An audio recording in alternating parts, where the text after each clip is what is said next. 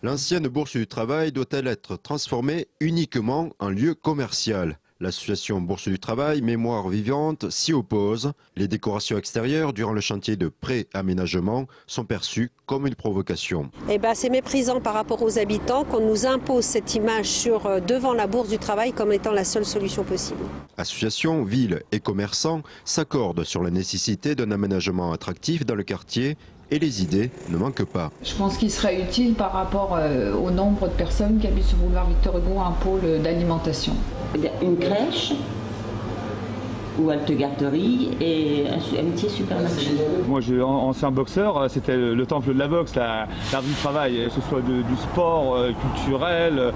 On a même envisagé des fleurs, pourquoi pas. L'important, c'est qu'on ait quelque chose, à tout prix quelque chose. Alors moi, ce qui m'a étonné, c'est que seuls les commerçants étaient invités aux réunions, mais les gens du quartier n'étaient pas présents à ces réunions d'information.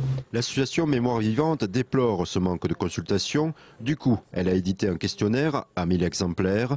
Résultat, 80% des sondés ayant répondu s'opposent comme elle à un aménagement uniquement commercial. Par rapport aux suggestions que nous avons faites, il y avait au début la maison du tourisme, il y a l'installation d'artisanat d'art, de gens qui travaillent et qui montrent leur travail devant les gens, il y a le commerce équitable, il y a le bio, il y a eu plein d'idées qui ont été avancées sur des choses qui n'existent pas forcément dans la rue Émile Zola.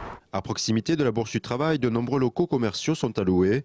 Pour l'association, les Aubois viendront difficilement remplir leur caddie ici. On est quand même une des villes et du département où le pouvoir d'achat, où le niveau de salaire est un des plus bas de France. Et quand on voit tout ce qui va se développer en périphérie, que ce soit Casino, Carrefour ou d'autres marques, les gens vont prendre leur voiture et aller à l'extérieur.